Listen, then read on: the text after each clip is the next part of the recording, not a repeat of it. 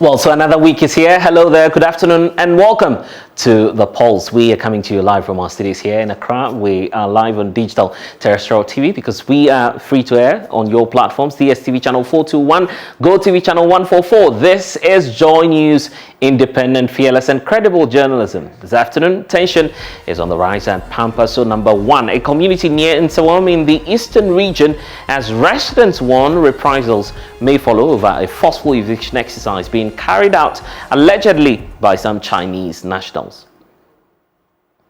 I do 2 o'clock. And you say your light are off.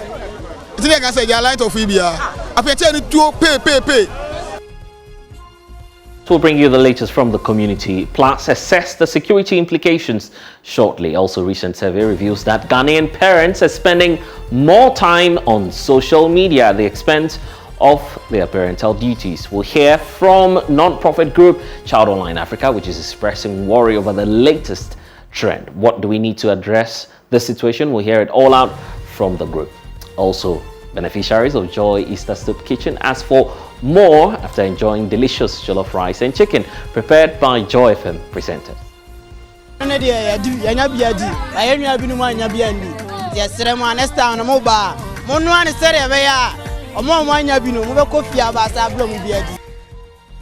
And also this afternoon, we'll hear from one man who is on a peace mission, raising awareness on the need to promote the need to live in harmony. We'll hear from my guest, Professor Duncan, who's our special guest for today here on The Pulse. My name is Sogah. The Pulse, as always, is brought to you by Global Communities Dignilu, affordable, safe sanitation. This afternoon, we are live on our streaming platforms as well, YouTube, and you can also find us on our social media handles. It's at JoyNews on TV. Feel free to also tweet at us with the hashtag The Pulse. My personal handle is at Sogah. Thanks for choosing us. Please stay.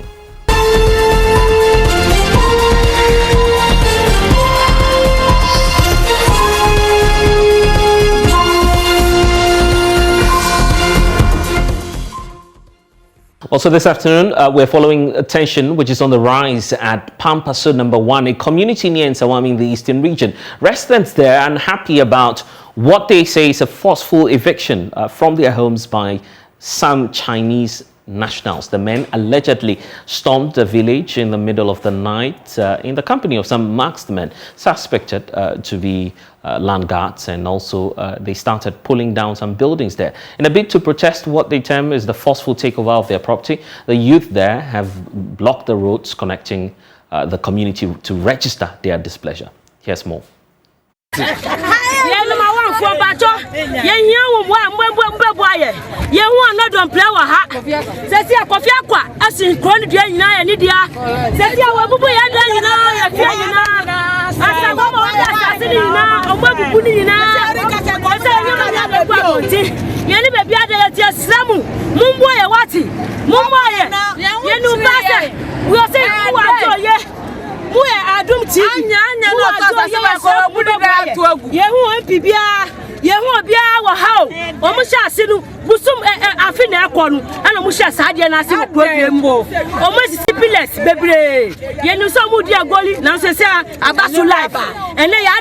I'm matching Yamanya 2 o'clock.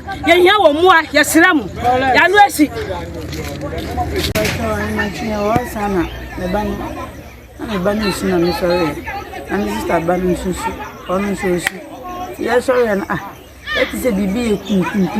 Now, this sister said, I did wait on Chelsea because they were I don't see a den and John Chelsea. Oh, sorry, open up, and Kusu, and also BMP. If you repair, I hear Uncle Funny and Jancy, MP for Denny.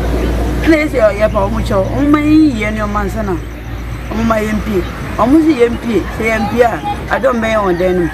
It's my sister. So phone say or the cause idea or catch my sister said when phone or the yellow bone coach. It's you know my name you crana or my good and day with cat in the bell cat winning in our day. Or best say you know my auntie. You see can I didn't know academy. I'm funny of be our day move down. It is Papa so to remove never pay at once now or told me to me. What collapse? Is this your way? So, Madam Bako. Okay. That's it. Well, so that's the situation in the community as we speak. Earlier, you heard residents explaining how this exercise actually started in the early parts of today with some unknown men masked who are believed to be landguards moving into the community and attacking residents there. But there are security implications. There are warnings of reprisals by the youth in the area. Richard Kumado, as a security consultant, joins us now for more on this. Richard, so I'm sure that you've been monitoring the developments in the community. How do we de-escalate tension there? No, definitely, this one did not come to me as a surprise at all. You remember recently, some military officers went for some level of operations to stop Galamsey, and it ended up burning down some houses, either deliberately or as part of the accident of the job they do. I think as a nation, we will need to look at this whole exercise of Galamsey again. It's becoming dispreasurable. And Galamsey is not just a national security threat, but it affects food production, it affects healthy living, it affects our water bodies, and it affects everybody. With this particular one, I think if it is proven that these guys are not part of the security agencies, then we will need to track them down and probably take them by the bull as to why they will want to do what is being reported they're doing. And what's surprising about this story is that there's the alleged involvement of foreign nationals. Definitely, they've taken the law into their own hands. And blessed, you know, this whole thing about Galamsey, the downstream of it is that they are hidden people behind the scene who put up so much money into it, hired landguards and notorious people in societies, and, you know, to beat up people and to do the job for them. And once there's no statutory law enforcement agencies from the state, then it creates a vacuum for them to take advantage. And if it is proven that these are notorious gangs operating within the area, then it has come to the fore that our people must be stationed there, and they will want to be circumspect and prudent at all times if we want to deal with this as once and for all. Yeah, at the same time, we know that government has made a number of attempts at nibbling this whole activity of illegal mining in the bud. We've heard of a number of interventions, Operation Galam Stop, there's Operation Halt 2, and a number of military and radical approaches that have been adopted by government to deal with this. Why are all these measures not working, really? One of the critical things that came to fore when they did the review analysis is that there has not been enough collaboration between the forces we set together, and the disjointed elements between the Ministry of National Security, the politicians themselves, and the law enforcement leading the crusade. That disjointed communication and lack of coordination is creating a problem for them. Now, they also have operational challenges in the field, and that is to say that command and control became an issue for them in cases where there are clear-cut instructions as to what to do. Some other instructions come from above, and it creates problem for them. And that is why you could see that there has been cold foot. People are dragging their feet instead of getting to the front line and make sure they operate professionally as people who are determined of getting this job done once and for all. But in the meantime, let's focus on the community as well. What we want to avert is another clash that may emerge there within the Insaam community. What's the immediate step that you're expecting the Ghana Police Service will take in resolving the matter? It's good you introduce the police, because that is what I was coming to. I think Dan Parry and his men, especially the anti-terror track, anti-terror task force, the counter-terrorism unit, these are professionals. I have been close to them over the years, and I think they need to get to the front line, particularly when public safety has been breached, particularly when the communities are threatening a hell-long fight with these guys. And I think they will need to calm down people. They will need to engage the communities more. And let's bring in the chiefs who sometimes are accused of being people behind some of these things. And I think we'll be the bloodshed on our hands. Interesting. We're not admitting necessarily that based on the reports, those involved in this activity are foreigners, particularly Chinese, as we are hearing of. But it's been a long time since we heard of their involvement in issues of illegal mining. I mean, from the security check, you've been monitoring the situation for quite some time now. Is it the case, and what's accounting for that significant reduction? And what may also be the reason why they're resurrecting or re-emerging as the case is right now? I think they have been on the field, but because of the backlash and the abuse they receive from the public, they've let off the media for some time, and issues of Galamsey has not taken the media space until this particular one broke out on Easter Monday or on Easter Sunday. Now the media has picked it up, and not just the media, but Joy for that matter. I believe you will hear from tomorrow going, government ministers and people in the face of all this who have a duty and a responsibility will begin to address the issue and involve the media once again. With regards to foreigners, they have always been involved, and the military command have difficulties dealing with the foreigners and why we will allow them to take our public space, especially in the area of Galamsey. And you know, diplomacy and international relations as to why they got in there, and many of the things that came from their foreign agency, particularly the Chinese. I think our government will need to sit up again and let's deal with this issue and draw the red lines, and we shouldn't allow anybody to cross it. Other than that, the consequential effects will be more. You've heard this question numerous times. I'm asking again, what's the best strategy in dealing with this? I think we need to take the bull by the horn. Sometimes as Ghanaians, the way we also behave is a problem. Some of the people who have been allegedly involved in these Galamsey issues, you just heard in the news recently, they have been let off the hook without any explanation. When you do that, you are rationalizing bad behavior and you are promoting antisocial behavior. I think mistakes were done in the past. I think we have challenges dealing with it. But one of the key things I can say is that let's take it one after the other and draw the red lines. What do we do with our mineral under there? And what are the people who are supposed to be allowed to get involved into those things?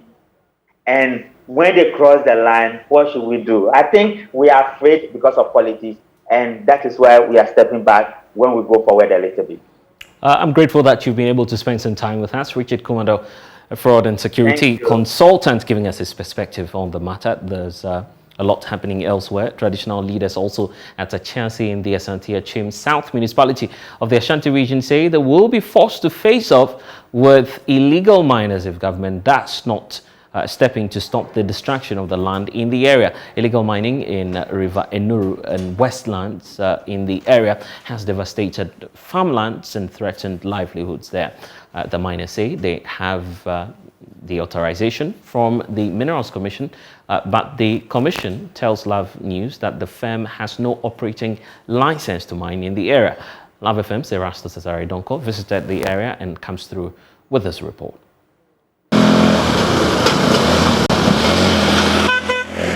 On our way to Ashanti, we are greeted by the muddied River Enuru, which runs through the Ashanti Region South farming belt.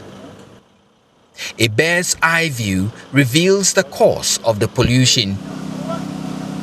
A trail of abandoned pits, devastated farmlands, and highly polluted water sources left in the wake of illegal mining there. This is a valley between the Enuru River to my right, about a few meters from here, and the cocoa farming community to my left. This valley used to be a big farming ground for rice and other vegetables. Now the farmers say they can no longer farm in the midst of pits and gullies created by illegal mining. Na Audu and Abila used to grow rice and vegetables here. The farmer say, "Metimidi bear 4 acres, Edrian Kunuma. Never the bear 2 acres, Edria Amo. Emma the bear Mikikumusa." I used to grow rice and vegetables in acres on this land. Now look at this place. How do you work here? Now I can't farm on the land anymore. Raymond Owusu works for Pride Wef, the firm working in this valley. He claims to have permit from the requisite agencies but fails to show us any. Okay. Concession owner, ekran krata odi na juma and before I be juma I just say even concession owner crampo the paper ma I so finding out from mineral office. We have the permit and the right documentation.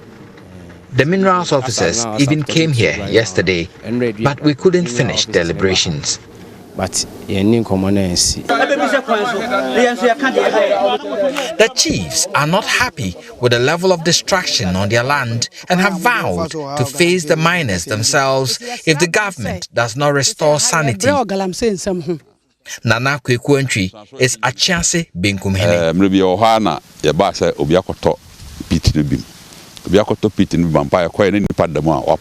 People have been found dead in these pits on several occasions.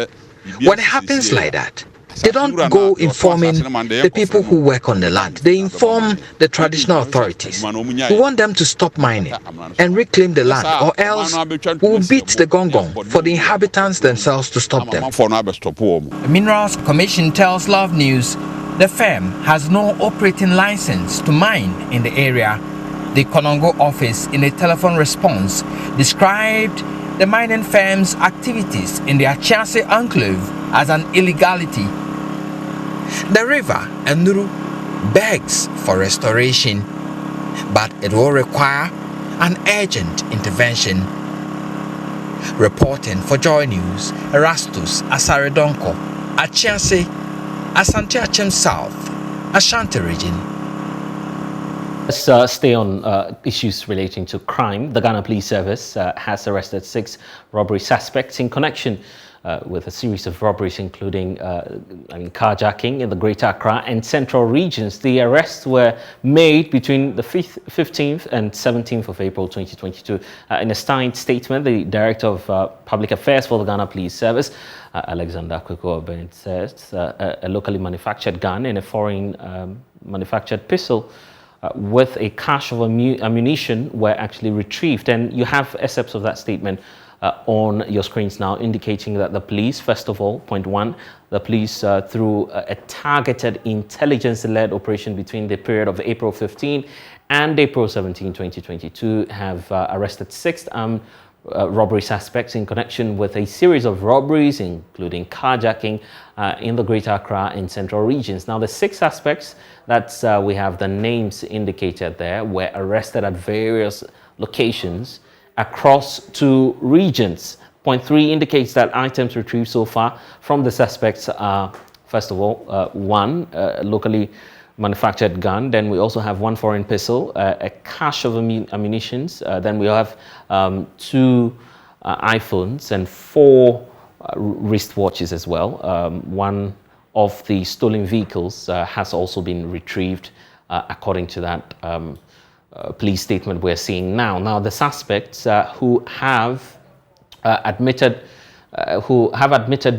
during interrogations to their involvement in robberies over the years are helping the police service when it comes to investigations. Then the statement continues to indicate that they have made contact with some of the victims as part of the strategy to give them closure with regards to the unpleasant experiences with these robbers. Now, the police service at point 5 is indicating that they would like to commend the anti-robbery squad of the CID headquarters for leading this operation. And then point 6 talks about the fact that all criminals and their cohorts must advise themselves and know that they can run, but they can never hide. The police service says it will do whatever it takes to come after them and bring them to justice. And they are finally assuring the general public that the police service remains committed to ensuring a safe and secure environment for all. We therefore urge you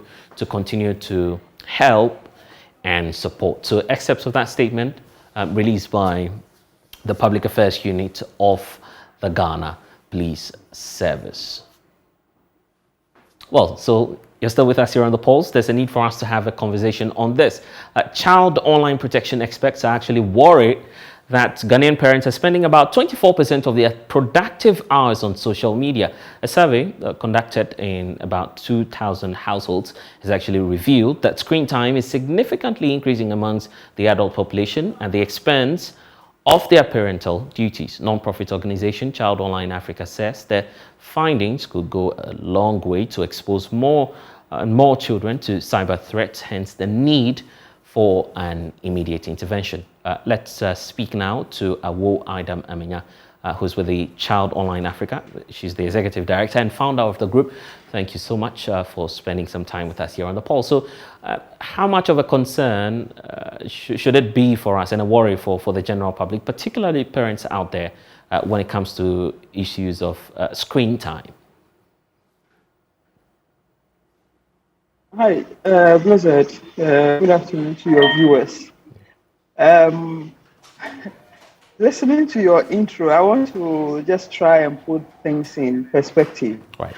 The survey that was used in the discussion for the training, as you rightly quoted, it's not for Ghana. Right. It's a US study. Right. It is only to make us understand that whatever the situation is in those jurisdictions is just a matter of culture, but it's the same technology we are using. So if parents in US are found to be 24% with as far as the children are concerned, then yes, that is a reality, and it could happen in our situation as well. So that's what I want to put in perspective. Yeah. As far as the discussion is concerned. Yes, it's true. Screen time is it's becoming a worrying trend for a number of reasons. Most of children, aside being cyberbullied, are getting addicted, and some of them come across inappropriate content, as we've always been talking about. There's an issue of privacy invasion, false information, or there's a common name we use for it, cybercrime and other threats. And the bigger one for me is online grooming. Because now adults are taking advantage of these young people, teaching them how to password their WhatsApp conversation to the extent that they show them other tricks. And these tricks help the children to be discreet with their conversation with adults. So it's important when we learn other things concerning every other ethics as far as the technology use is concerned. Screen time management is key. What is screen time management? Screen time management basically means the use of the space for entertainment reasons. So if you are using it to study, that is not screen time issue for you to consider managing about. But when you are using it for games, you're using it for social media interactions, for fun, you are using it to do other engagement. That is where the need for us is, to consider management of that. Because we realize a lot of time goes into it. And once they get hooked on, because of the addictive nature of the platform, it keeps children hooked onto it. Even we adults have concerns. Sometimes you are spending 4 hours on WhatsApp or Facebook without realizing. Right. But try and put your phone aside for a while and you see how productive you could be at the end of the day. So technology has come to stay. We can't do anything about it, but it is now our responsibility to ensure that we are making good use of the space. We are using it judiciously for the purpose. The threats are there, they are bound to happen, but what are the opportunities that we can take from it? It's important we guide our children. And let me seize the opportunity to still say to parents that we have what we call the digital citizenship tools, which introduces young people to 8 critical skills that they need in order to use the space judiciously. And we have all of that available. So parents can reach out to us and have their children enroll onto the program. We would also have a parents training session on the 14th of May. So we invite everyone, including persons with disability, because we have an sign language interpreter joining us to interpret for them. So as much as possible, let's do our bit. Let's play our part to ensure that we are giving the best for children to serve responsibly. So what's accounting for the addiction? I mean, just staying glued to all of these online platforms at the expense of other activities that you would have to carry out during the day? Yes, like I stated earlier, it's something which is built into the platform by the platform owners. Even though we talk about safety by design and safety by default and everything, you know that as a provider, somebody is interested more in the money. So what you can do in order to get your consumers glued onto your platform is what you do. So they have a built-in system which does all those things for them. And sometimes it's not just a matter of just getting glued. The magical situation for children is also one thing. You are playing a game and you are getting rewards. So they tell you you've won this, so you have 10 CDs and all of that. It will interest you to know that the 10 CDs is not physical for them to feel, but the fact that they've been rewarded, they keep playing. So they want to hit 100 before they log out. All those things are instances where people get glued, people get addicted. And again, when it comes to our almighty social media platform for us adults, because the platform is using artificial intelligence and machine learning to study our behavior and patterns, they design things that would keep us there.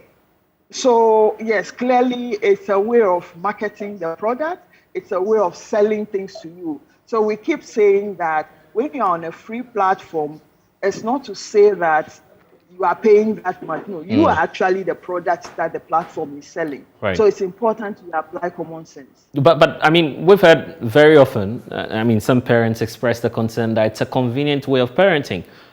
You hand over a device to the child and then you can get on with business. I'm sure you've encountered such situations as well.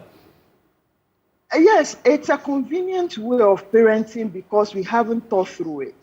Because if you think through it, the effect that screen addiction will have on your child is higher.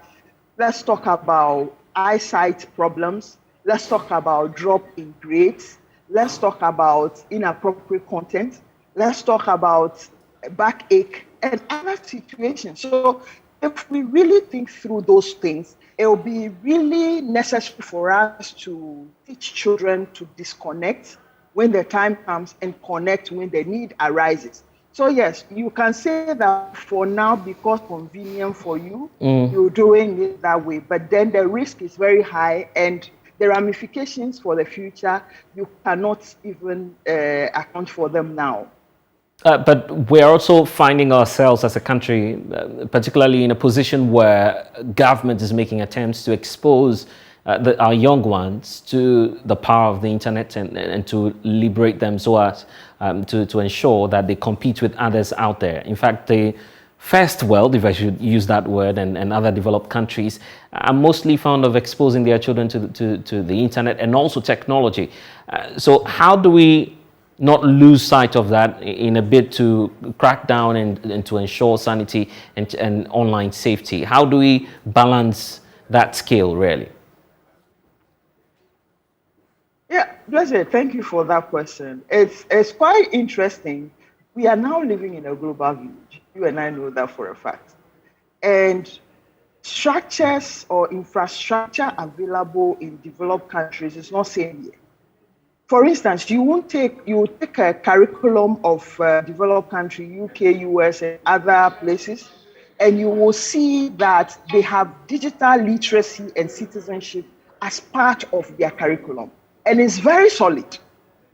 But then we are here, we are imbibing technology, but we haven't made provision for such things in our content. When you pick our ICT curriculum at the moment, until recently, there was nothing being talked about when it comes to responsible use or even the skills. So here we are, we don't have the skills, we don't have the ethics, and then we are being given the tools. And that is why you come across young girls being filmed from schools and uploading them and showing themselves off just for social media likes. But then the citizenship aspect of things is what every young person is supposed to be equipped with. And so we cannot even compare ourselves with developed countries because they have those structures put in place. We are now absorbing things, and it's important we take action to do what we have to do. We cannot reinvent the wheel, so those things are there. How can we pick their best practices and then adapt them here? It's what we're calling for.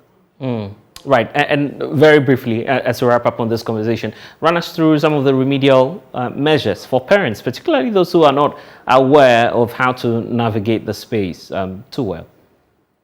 Yeah, so I would say that to start with, it's important that you engage and know how much time your child is spending on a device. And mind you, children always observe and learn from us.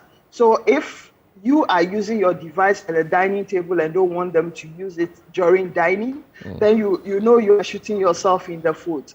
And again, it's important we hold a conversation with them that this is not a tool for just entertainment. It's a tool for learning. It's a tool for research. So how do we maximize the opportunities in order to minimize the risk? Those are conversations we should be holding with the children. And again, occasionally, some of us have children who are of age and can use devices. Occasionally, let's just check what they are doing. When we show their interest, they know that we are sure that they can lean on when they are in situations. But if we don't show interest and we assume that they know better than us, that is where we are faulting. And again, when we go to get devices for children from providers, let's ask them. There are features they have that they can activate for us to ensure that the screen time is managed well. Some of us can even download Google parenting tools. It's there for iPhone and then it's there for Android. You can download that in order to keep tab on how much time your child is spending and how much time you can control what they see and what they don't see. So as much as possible, conversation is very critical in every aspect. And for us now, we've done the screen time management, going to go into other aspects like collaboration and other things, which are the other concepts for citizenship. So yes, whoever could make the time should join us for the subsequent discussions as far as safety and responsible use of the space is concerned. I'm grateful. Would have to leave the conversation here, but thank you for making some time for us. That's the Executive Director for the Child Online Africa non-profit group, concerned about the increase in screen time. But here's one of the stories that we're also looking at. One of the objectives, obviously, of government's Planting for Food and Jobs program is to enhance agricultural production and strengthen local industries, which is being thwarted. The local poultry industry is now hanging on the hopes because there is a short supply of soybean and maize, which are the main components of the feed industry. Through production, though production levels for soybean have increased since the implementation of the Planting for Food and Jobs, foreign invasion is actually thwarting the impact on the ground. Prince Apia, in his latest documentary, investigates these developments. Here are excerpts for you. Our government in 2017 introduced its flagship agriculture industrialization program, Planting for Food and Jobs, meant to enhance production. With good farming policies and incentives, Ghana would end the disgraceful spectacle of importing foodstuffs from neighboring countries. To the millions of farmers in farming communities and villages in all parts of Ghana, I'm happy to inform you that Planting for Food and Jobs is the basis of the answer to this twin problem with which you have been confronted in recent years. Soybean was one of them. Government, through the Planting for Food and Jobs, has increased the production levels of soybean in the growing areas. but the impact on the local market cannot be seen. Here at the Abuabu market in Tamale, we meet Alhaji Abdul Karim, a soya bean aggregator and supplier for 15 years. Before now, he supplied 400 bags of soya bean every week to his buyers. But in the past few months, he struggles to get that. He had received only 2 bags from traders, though it was a market day today. By 2 months, me load 100 kilos bags, no buy 400 bags for full calculator. And then by 2 months, me load more. Yesterday is Bushago market. Bushago Juano, na me 200 bags. A cargo soon between 100 and that's 150. And the same week, you know, bet my loading. But then Bushago market, no 2 bags money here. Then bend the bet man you had but do 400 bucks. Let me do my company. But any forwardness no to me compare.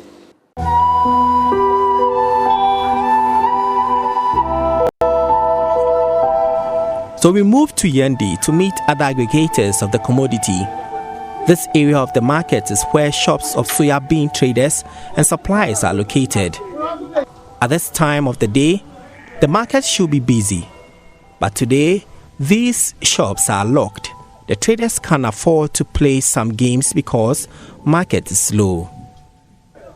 Meet Mohammed Seidu. He has been dealing in soya bean for close to 10 years now. He opens his almost empty shop with only 10 bags of 100 kilos of soya bean that can hold 300 bags. Whilst in the market, we witnessed one of Seidu's suppliers bring him just a bowl of soya bean, which seems to have become the trend. This woman used to sell at least 10 bags for us every week. Now she came with only 2 bowls. That is what she got in the market.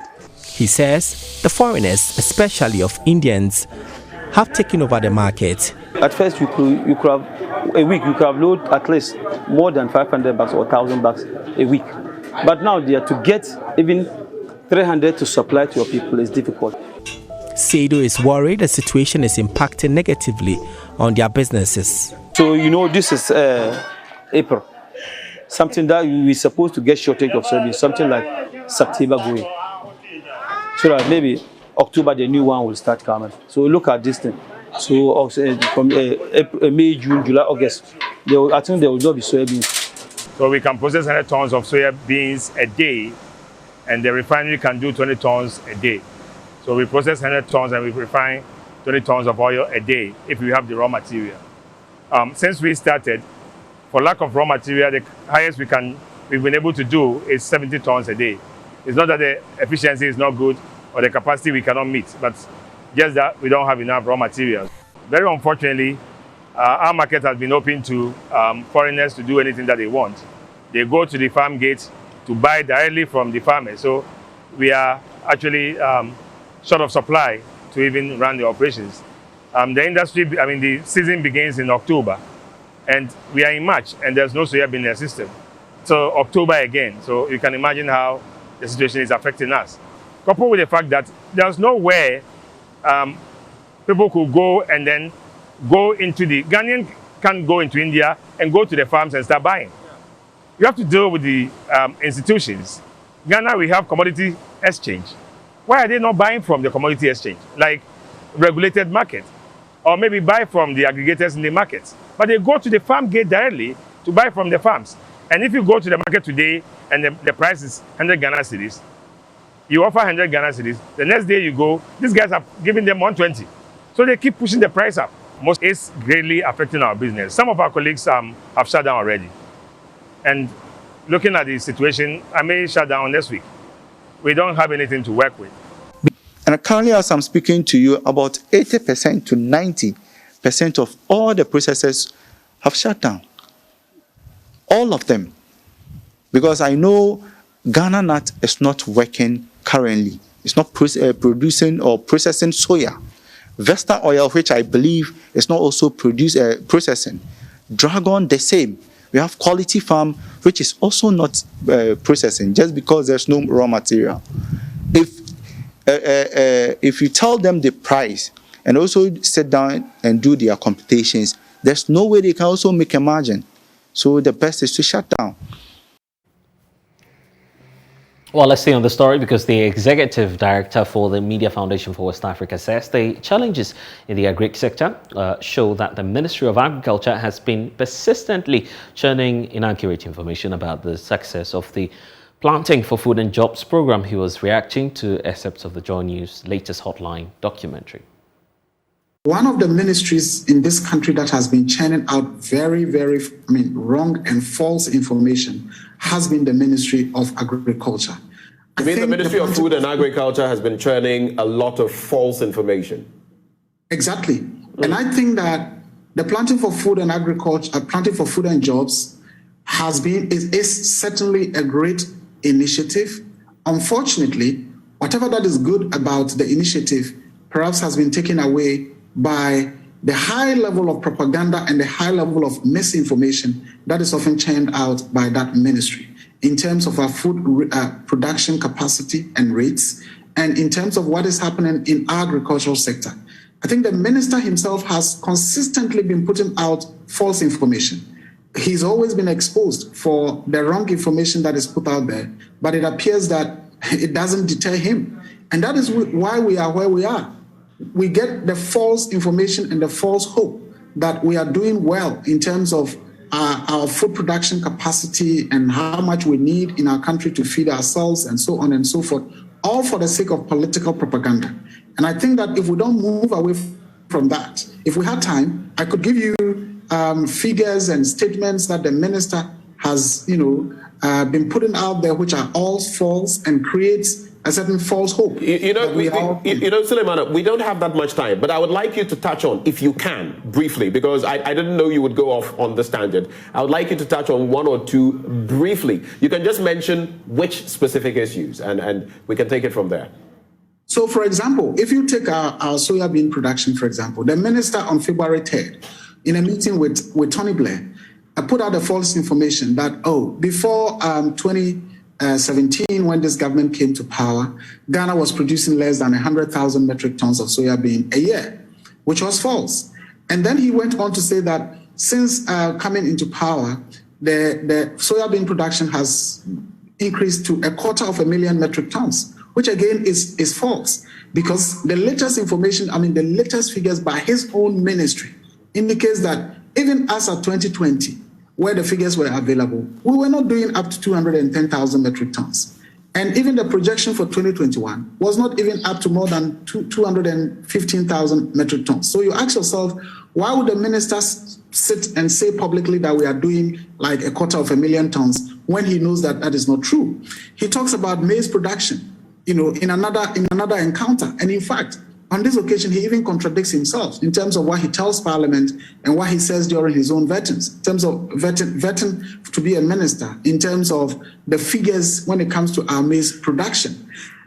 He talks about the fact that, we were doing less than 1.8 metric tons of maize production before 2017, which is false, because the World Bank figures even indicates as of 2012, we were doing as high as 1.95 metric tons. By 2010, we were doing 1.87 metric tons. And he says by 2016, we were doing less than 1.8 metric tons, which is false. Then he talks about by 2017, we had then moved to 1.8 metric tons, which was literally what the country was doing.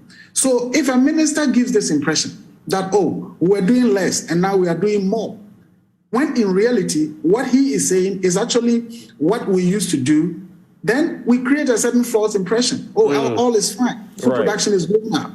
Right. And then we find ourselves in the situation that we are in now, where we have had to ban maize and soya bean export also the last time I was reading. So I think it would be good if the minister and his ministry would begin to tell Ghanaians exactly what the figures are, so that Ghanaians are not deceived. Okay. That, because of Planting for Food and Jobs, we are doing this, when in reality, that is not the case. Also, let's get updates on a bit of information coming through here. On the polls, President of the Ghana School of Law Students Representative Council, Wanda Victor Kutto, has rubbished reports he has been interdicted. Now, according to a notice signed by the Secretary of the Ghana School of Law, SRC, Safo Kwamina Ohniba, the president of the SRC, has been interdicted over alleged financial impropriety after being accused of buying a car for the SRC from his company and also for his personal use under questionable circumstances. But in a sharp rebuttal, Mr. Wanda Victor Kutto says the move is unlawful and he's still opposed. That's his claim. But let's get more from my colleague Kweku Asante, who joins us now with details of the response we're getting from the SRC president. He's also been monitoring developments on campus. Kweku, what's the background really to the story, first of all?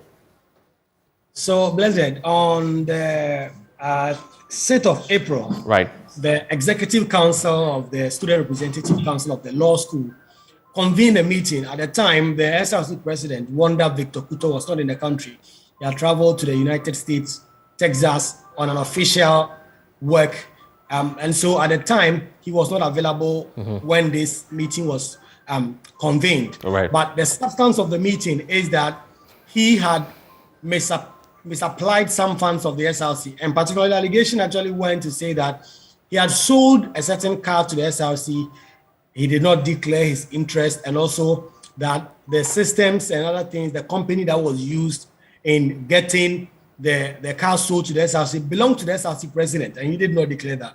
And so when the SRC Executive Council said they got wind of that, they instituted a probe into the matter. Let me read a statement that was signed by Safo Kwame Oheneba, who is the SRC secretary. It says that the Executive Council of the SRC probed the president about his ownership of a car sold to the SRC bearing the chassis number. The chassis number is mentioned. The answers provided by the president were deemed unsatisfactory.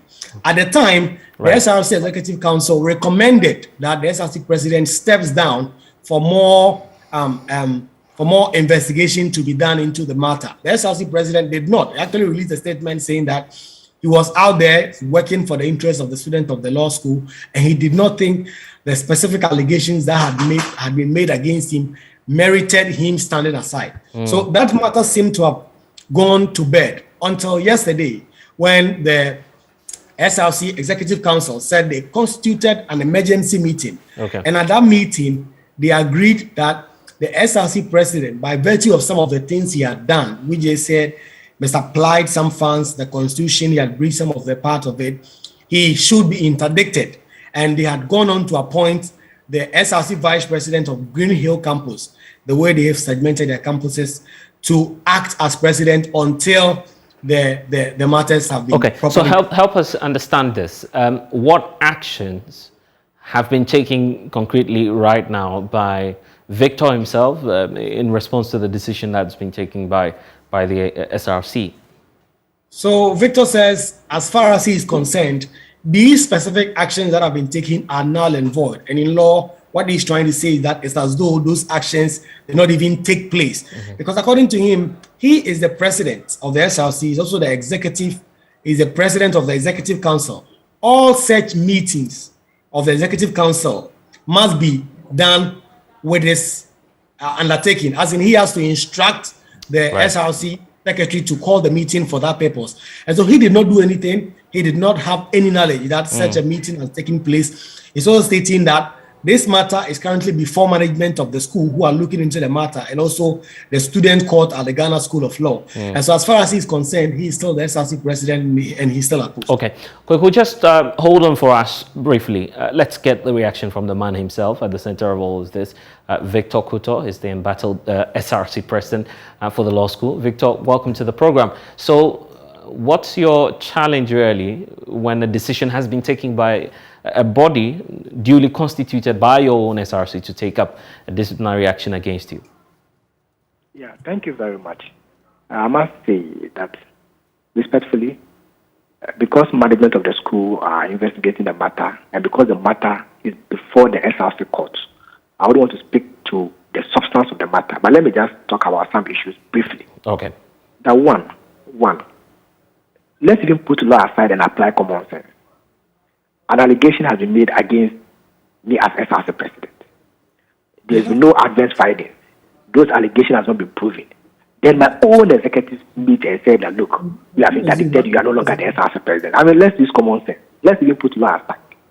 The matter is before the SRC court. Even today, the court starts on a similar issue today. Like I said, I don't want to talk about the court issue because the matter before court, it was an open court. People joined by Zoom, they listened to the court. Management of the school has also released a notice that they're investigating the matter. As we speak, there's been no adverse findings. Then you say that because there's an allegation against the ex-husband. Once I was in the US, initially they issued a notice that I should step aside. Yesterday, I understand they issued another notice that I've been interdicted. The SRC goes beyond issuing notices. I was elected by the entire student body. I was properly sworn in. The procedure for removing the SRC president is in the constitution. It's only the courts. And even that, it has to be on stated grounds. It's quite unfortunate we've gotten to this level. And as I speak now, I have forgiven the secretary. I have forgiven. I hold nothing against him. Right. All these issue notices, it's not proper. Let me tell you something. But in the interest of transparency, and just hold on, you make that point. But in the interest of transparency, is it not proper for you to step aside while investigations are carried out to prove whether or not you're indeed involved in these acts that they're raising against you? So let's even look at public policy. Yeah. In what way will I interfere in the investigation process? So, for example, management is investigating the matter. How will I interfere in the process? You're at a position of influence, I guess. That's the concern, particularly when you're also standing on that point to say, well, I call the shots. I'm in charge of the meetings. I call the meetings even in the first place. So just looking at the position, the power you wield, is it not better if in the interest of accountability and transparency? For example, I do not call meetings for Congress. We have a Speaker of Congress. Right. I do not call meeting at the court. I will just give an example that even procedurally, the notice, the meeting from the executive, the purported meeting is wrong because I chair executive council meeting. So if they said an executive council meeting are properly called, so we issue notices to all executives that we are meeting on so day, this is the time, this is the date. And in the case of an emergency council meeting, I as president must always be in the know. And if I'm unable to chair, I will delegate somebody to chair. And under the constitution, the secretary take instructions from me. I did not make the constitution. I did not promulgate the SR's constitution. The secretary takes instructions from me. So he cannot on his own, so moto, start issuing notices. So now he has issued a notice that has been interdicted. What next? The SRC goes beyond issuing notices. And what he's doing, it brings the office of the president into disrepute. And it's quite unfortunate. Everything they rush into the media. Everything they rush into the media. So, Victor, what do you intend to do about this? I don't need to do anything. I'm at post. I don't need to do anything. I mean, we don't fight for what you're entitled. I'm at post. Tomorrow I'll be in the office. I'm at post. I was elected by the entire student body. They are setting a very bad precedent. What is happening in the next 2 years, if there's an allegation against, let's say, the secretary or let's say the treasurer, then the person has to be removed from office. Okay, but let's try and look at this. I don't know if you're willing to comment on it, but did you indeed purchase a vehicle from the same company you own? There's the concern about conflict of interest. Has that come to your notice, and what's your response on that allegation? I have said severally. Like I indicated earlier, because the matter is an investigation, I don't want to talk about it, but I'll talk about it briefly, that all the procurement processes were followed. As SRC president, I'm not a member of the procurement committee. Like I said, I've been advised not to talk about the matter, once the matter is in court, once the matter is with management. But to look at it objectively, I'm not a member of the procurement committee. And when the procurement committee does its work, it goes to management before management release the funds. Before the management release the funds to the SRC, it's not as though to them pay school fees to the SRC. No. Management have to release the SRC based on what the report they might have gotten from the procurement committee. So as SRC president, I'm not even part of the procurement committee. Be that as it may, an allegation has been made. Allegations are allegations. There's been no adverse findings. Then you come out and say that, step aside. Then within 3 days, you've been interdicted. I mean, there was a notice that he said, I even voted. At the executive council meeting, I voted for a committee to be instituted. If you care to know, those members that they've nominated to form on the committee, you wrote a letter that they are not interested. They are not interested because they could see the haste, the rush, the hatred by some members of the executive council. If a group of executives meet and have a discussion and meeting, that cannot be deemed as an executive council meeting. Executives, we didn't meet as people join, we eat, we chat. But that meeting is not an executive council meeting. That is what I want people to always separate. Executives can meet and have discussion. They can be eating fufu and have discussion, but that is not executive council meeting. Executive council meetings are properly called by giving notices to all members of the executive of the date, the time, the agenda or the agenda for the day. And this is an emergency meeting. And look, please note, an important matter such as indictment or interdiction of FRC president cannot be done as an emergency meeting. By conference call. Look how they said they had a conference call yesterday. It was an emergency meeting to discuss removal of FRC president, where the constitution has given the grounds on which the president can be removed. The matter is before the court. Management of the school has issued a notice that they are investigating the matter. What else do they want? Okay, so we should expect you in the office tomorrow. Yeah, please, my word. I'm at post. Okay then. Victor, thank you for joining us here on The Pulse. So Victor Kutto is the embattled SRC president for the Ghana Law School. This is The Pulse. We'll return shortly after this break. Now, the last few decades have not been great for the world.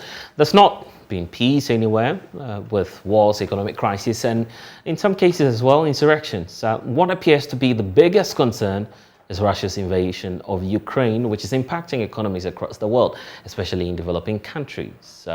What will it take for this difficult situation to be addressed? That's the question we're asking today. We'll be speaking to a man who's decided and dedicated actually his life to fighting for peace. Professor Ato Duncan, who's the president of the Center of Awareness Global Peace Mission, actually joins us now for a conversation on this. Just last week, he announced a $2 million campaign to promote peace around the world over the next 5 years. What's his plan and how will this plan succeed?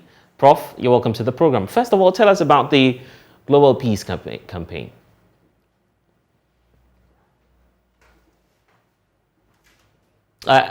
Prof, you'd have to unmute for us so we can hear you. Yes, right. Good evening. The Global Peace Mission campaign is something that we are targeting leadership across the globe to achieve global peace. You know, global peace is something that is what the whole world is looking for now. This is a subject now, let there be peace. And for the past 33 years, that is what I've been preparing myself for this particular mission of peace. So on the 10th of April, I think there was a public lecture on how to achieve global peace. And we made a 5 years plan. We set off a 5 years plan to achieve this global objective. What we are trying to do is to form peace associations in almost every country of the world and make members and link them up into an international movement for peace building. So far, this is what we put in place. And, you know, we call something comprehensive advocacy peace strategy. That's what we put in place. And it is not easy to talk about. It's something voluminous. So this is just the gist. Yes, we put this in place for 5 years to be able to get global peace mission in every country. Okay, so it's a 5-year plan. To what extent are you going? And I'm saying that because are you just focused on Africa or which other continents across the world? What do you intend to do really? Are you being selective about the approach or you're going everywhere? Yes, I think for every year, we're targeting about 40 countries. So within the 5 years, we'll be able to get to all the countries in the world. You know, for the first year, because we want to also deepen democracy, we'll start with Ghana. And we're making peace lectures, even in parliament, to the security services, and to those who really matter in the society, who can help us achieve this global objective. And after Ghana, I think we're moving to other countries to also form these peace associations. And you know, the reason why we line the 5-year strategic plan is also to invite people from all over the world to join hands with us so that to make it easier. It is not something that we alone can do unless we join hands with other major stakeholders. But first, the leadership is what we are actually targeting. I know leadership is not only about presidents of states or whatever. Even a father of a home is a leader, and is also a target. So it's a very broad mission, but because it's about the world leaders are the most targeted. Right. I get the approach now, but why Ghana? And why is the issue of peace and stability very much relevant to a nation which is touted to be the beacon of democracy? The belief is we're safe, our democracy is not under threat, except that you think otherwise. So why start from Ghana anyway? One, charity begins at home.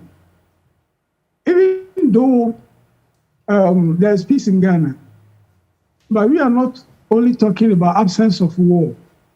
We have to prevent wars, and we have to prevent conflicts even at the election times. So what we are trying to do is to establish a peaceful atmosphere for the incoming election, that's 2024. Yes, and the target is the one, politicians, the security agencies, and all major stakeholders. And what we are trying to do is to talk about the importance of man and why we should love our neighbors as ourselves and see ourselves as one people of one global family. So the approach is different. That is why the lectures, we try to explain the importance of man and try to let you know why you should not harm your brother or why you should live at peace with your brothers. Now, when it comes to election, politicians, or let's say the parliamentarians, are the people who go to your various constituencies, and some even instigate people to rise against their opponents and all those things. Now, if they really understand why they should not rise against their brothers, I think it will save us a lot of money rather than going to where we get clashes and begin to resolve those issues. So what we are trying to do is to prevent any conflict at all. So there should be zero conflict when it comes to elections. Okay then. So this. But how about the campaign itself? The Global Peace Mission, we know, is spearheading this. Are you partnering with some of the international organizations, particularly when we know that the budget involved is quite a significant amount of money? Are you doing this alone, or you're willing to partner other organizations on this project? I think global peace is very huge task. And you know the budget involved. It is not something we alone can do. What we have invested in is just the seed money, just to bring everybody on board for us to get to where we really want to get to. So there's going to be partnership with a lot of institutions, a lot of stakeholders, including the media and other governmental agencies all over the world to make sure we get there. And other philanthropists and whoever is interested in peace. And that is why we are trying to bring a lot of people into this particular movement for peace. It's good that some actually describe the campaign as having a very good timing. If you look at what's happening in the sub-region, West Africa particularly, we're learning of military takeovers. Many are saying democracy is on a decline, it's receding, and that many more countries are facing that threat.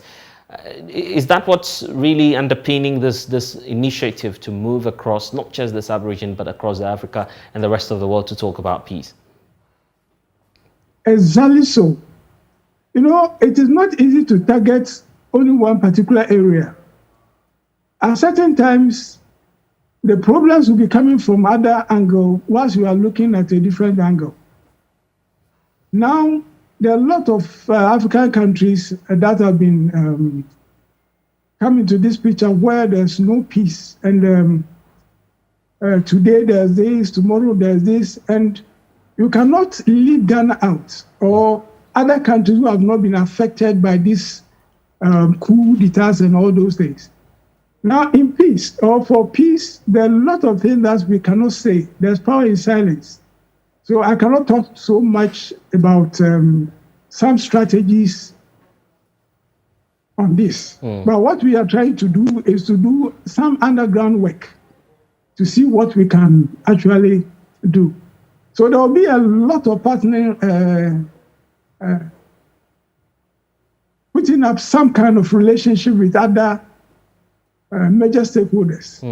And just as I said, you cannot reveal, when we're talking about peace, you cannot reveal certain things before you implement them. But we are ready, we are seriously ready for everything. Right. I'm sure that you've been studying this issue of peace all across the world. The experts are divided on the best approach in ensuring global peace. Some draw the nexus to issues of economic stability and the need to create economic opportunities for all. Some say that's the source of our problem here in Africa, and not particularly Ghana as well. Don't you feel that the issue of unemployment could partly be accounting for what we're seeing in recent times? Now, some parts of the world can have these issues of unemployment as the basis for these things. And at certain times, the global economic crunch can also cause a country to suffer this particular kind of disturbances.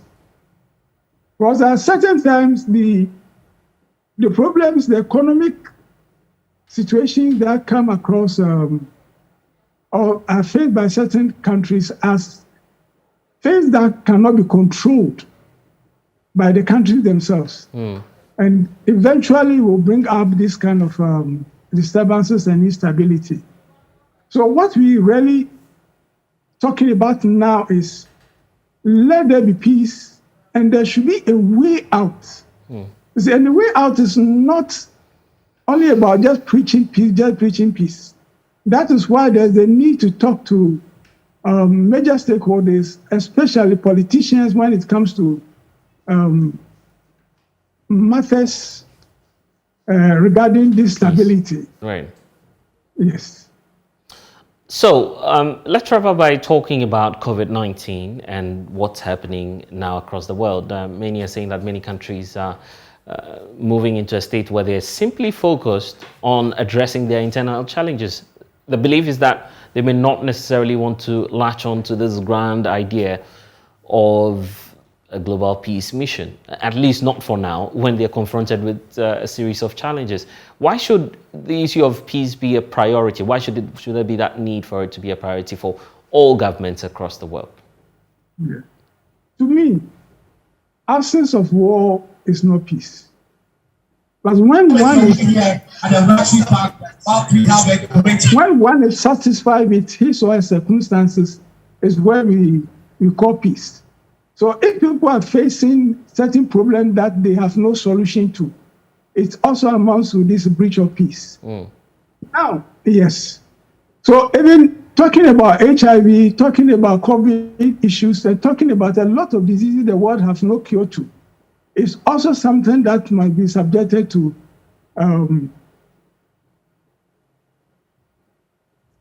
something that we must actually look at. Looking at when you get to China, about 40 countries have gone on lockdown because of COVID. And this is actually taking a lot of peace from the country, a lot of peace from the people. So we are talking about having solutions to problems that the world has no answers to, challenges that the world has no solutions to. So it's very broad. It is not only about let's just stop war, let us not fight. It's broad. That is why I was saying that there are a lot I cannot say. But when we are talking about peace, it's when one is satisfied with his or her circumstances. Right. So it comes with what we call a comprehensive advocacy strategy. And we call something contributory factorial circumstances. So those contributory factorial circumstances needs to be addressed. And this is the strategy we actually take. We're looking at. There are countries who have been facing this kind of instability and whatever. There's something we call contributory factorial circumstances. And this can come as a result of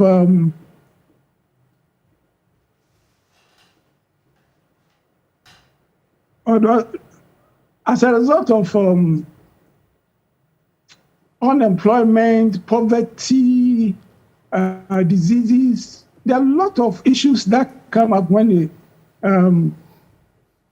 we're talking about peace. Right.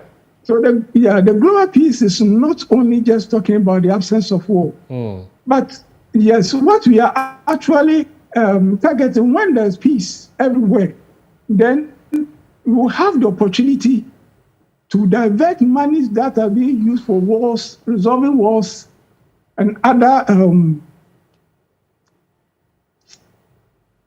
issues into development, crisis. I guess. Yeah. Yes, we just divert those monies to development, right, and even creation of or looking for. Let's come to even COVID.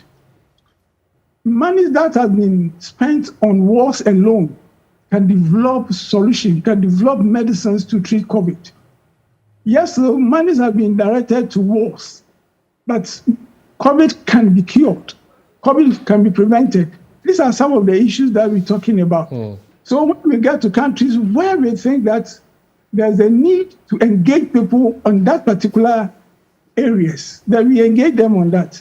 Okay. What is specifically to their the problem that is facing that particular side of the war, then we address them. Professor Duncan, I'm grateful that you've been able to join us here on the Pulse. I'm sure that the conversation will continue sometime later in our subsequent bulletins, but we're all excited about this as well. The Easter edition of the Love FM Family in the Park promises to be super exciting this year, as families have already joined in the fun of the season. Organizers say today's event at the Ratri Park will have everything for both the young and old. Emmanuel Bright Kweku has more in this report. Easter is one of the most anticipated seasons on the Ghanaian calendar. It comes after 40 days of fasting and prayers in some churches. Easter, often celebrated by Christians, is characterized by conventions in remembrance of the death of Christ. I'll go for church service, but in the morning I'll rest a little bit because we will be tired very much today. So most of the Easter time I'm here at work. Those times that I'll be in the house, I go to church after church. I just be in the house with my family. That's all. So what I want to do, if I get money, I'll take my children to a enjoyable place to see certain things. When they come, then I give them some malt and the food that they eat. Normally, during Easter, I actually go to church. After church, and we go out with my boys. That's what I normally do. After all the prayers and confessions are said at the church, all road leads to the Kumasi Ratri Park. It's the Love FM family party in the park. The New Year's edition saw families bonding and making merry. Event organizer Eric Inkum is promising a more exciting and bigger event this Easter. The Easter edition, I think the last time we had the Easter edition of the family party in the park was about 3 years ago because of the COVID-19 pandemic. So this is the first of its kind for about 3 years. And this one promises to be amazing. It's going to be fun. The reason why I'm saying this is because the New Year's edition, because we still had the COVID protocols to follow, there were some few restrictions. This time, we are bringing the biggest pool the biggest pool, swimming pool in Ashanti. They didn't see that. And that is the biggest. And you know, we're not bringing just one, two. So the kids love to swim, you know, kids love swimming. So we're saying that bring these kids, let them come and swim. Let them come and make new friends. This is where all the fun is going to happen. On Monday, 18th of April 2022 at the Rotary Park, here. So come and let's have fun. It's a holiday. So this is where all the merrymaking will be happening on Easter Monday. So come with your friends, your loved ones, and enjoy some quality time. For Joy News, my name is Emmanuel Bright Kweku.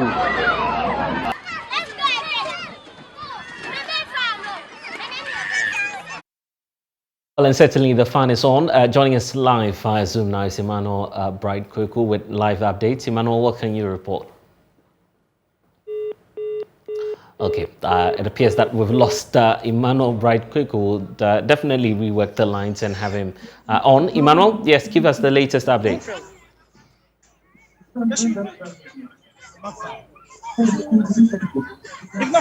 Well, so you have a live feed coming through there from Emmanuel, but Emmanuel, I'll try it one more time. If you can hear me, what updates can you give us from where you are?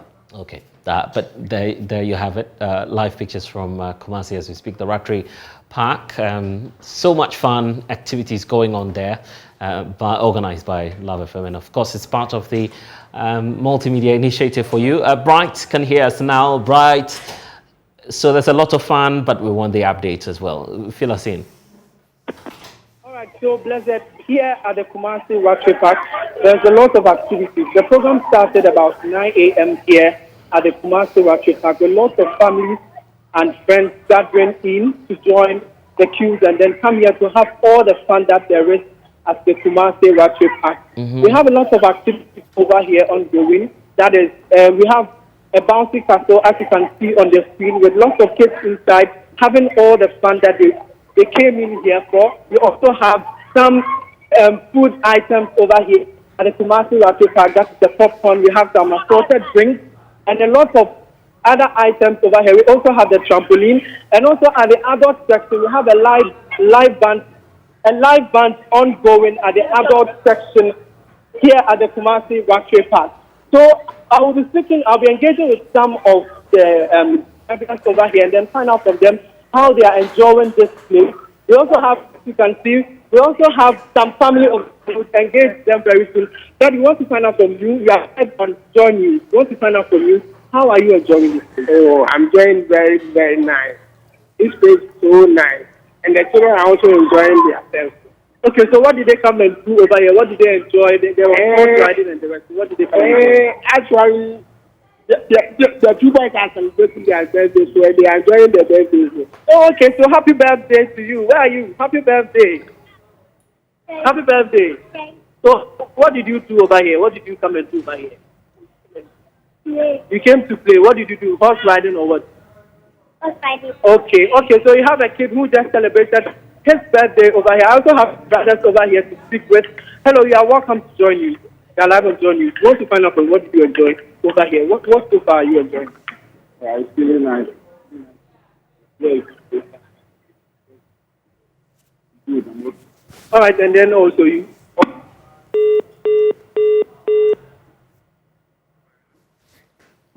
Well, definitely we'll get you more updates in our subsequent bulletins, but you can tell that a lot of people are having fun in the Ashanti Regional Capital, Kumasi. Let's talk weather now. The Ghana Meteo Agency says it expects high tides at the country's coastlines, reaching some 1.82 meters around tomorrow evening.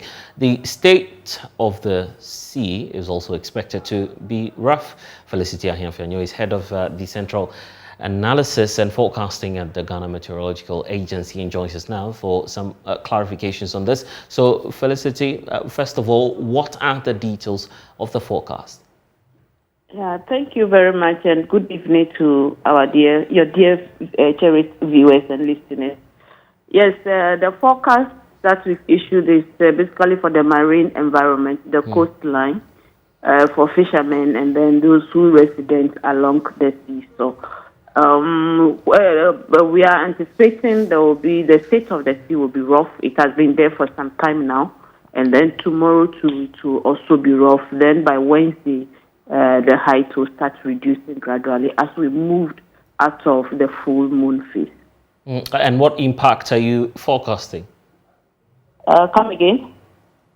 In terms of the impact? Yeah, the impact is what we've witnessed some time ago around the Kutto area, Akachi area. Those are the type of incidents that normally happens with it. So once we have the height around 1.82 meters, it brings in water onto the seesaw, whereby people's houses get flooded. And then maybe at times get things destroyed. So that is why this time around we are trying our possible best to inform so that they will take a decision that will be positive so that the impact that we saw the last time will not happen. And we are glad so far that the residents along the coastline are actually listening. Thanks to you. You are also helping us broadcasting the information to them. And tell us about the extent of this impact that you're forecasting. Will this run along all the coastal regions, or you're expecting some selected areas that this would happen? Just selected areas, especially the East Coast, those around the Kutto, Aflau, Adan, Akachi, these areas. But the West Coast for now is free. They don't have much to worry about, except that if you have a rainstorm that is moving over the sea, that's when they have a problem. But so far, the rainstorm before getting to their end is not active. So, but we are still monitoring. Anytime it will get to the West Coast, then it will be devastating. We'll definitely advise ahead of time so that they can also take Are you in touch with organizations such as NADMO, particularly when we saw the last time that the devastation was quite huge? Many would expect that this time around, as you have details of that forecast, you share with some of these organizations. Are you doing that? Yes, we are doing that. NADMO is on number one on our list that we normally send the forecast to first, so that then we advise the areas they don't understand, they call, and then we give them the explanations, and then they go ahead with their operations. Generally, what should the public be cautious of? Yes, we are in the rainy season, and the start will be rough. We'll have the thunderstorms with lightning, moderate to severe winds that are likely to bring 1 or 2 damages here and there. So I'm pleading that, as you have been doing, you can increase the frequency by giving the forecast in the morning, afternoon, and evening, so that your viewers can be informed ahead of time, so that they can take precautions. And then they themselves also should make the effort to get the forecast. If they have any planned activities, GMET is ever ready to give them that tailor-made forecast so that they can plan their outdoor or indoor activities. Our doors are open 24/7. Actually, we don't even sleep. We do night shift, and every other time, every hour, we are on the field taking data and looking at the chart. So they are free and have faith in our forecast. We are not God. We may get it wrong at times, but then they should not lose hope. They should just keep working with it, and our lives and properties will definitely be saved. Thanks for the update, Felicity Ahiafanyo with GMET. Thank you for your time. You're still with us here on The Pulse. We'll return. And that will be all for The Pulse here on the Joy News channel. And bless us, we're going to log on to myjoyonline.com. We have updates on all of our stories there for you. Please stay.